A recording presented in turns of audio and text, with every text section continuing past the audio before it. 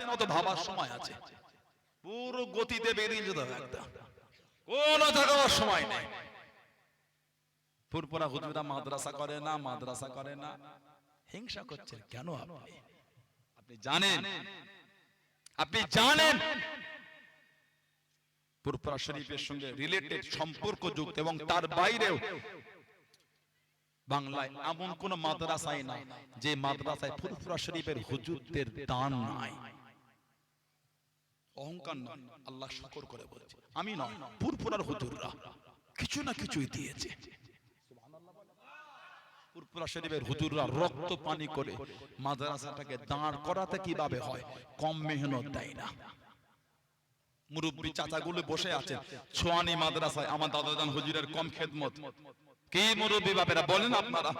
আমার মেজর দাদাজান হুজুর মুফতি আজম হুজুরের কম মেহনত ছোয়ানি মাদ্রাসায়, বলেন আপনারা? আল্লাহ থেকে সাক্ষী তাকিয়ে বলে।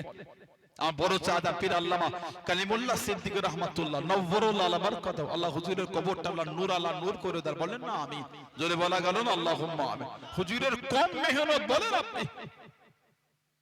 আল্লাহ থেকে তাকিয়ে বলেন কেন বিরোধী করছে? কি লাভ ফুরফুরা শরীফের হুজুরদের বিরুদ্ধে বলে?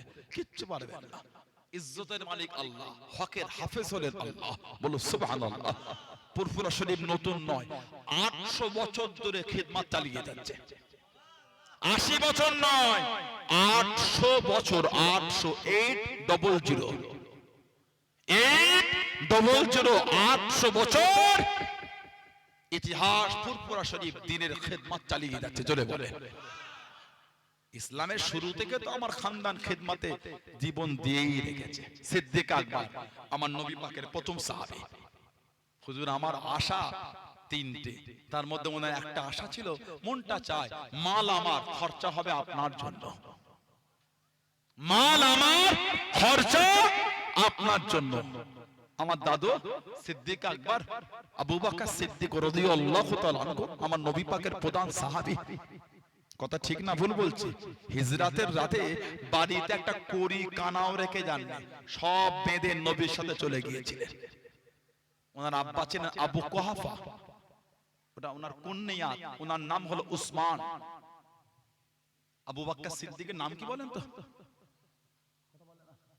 সিদ্দিক আকবরের নাম কি? আবু বকর।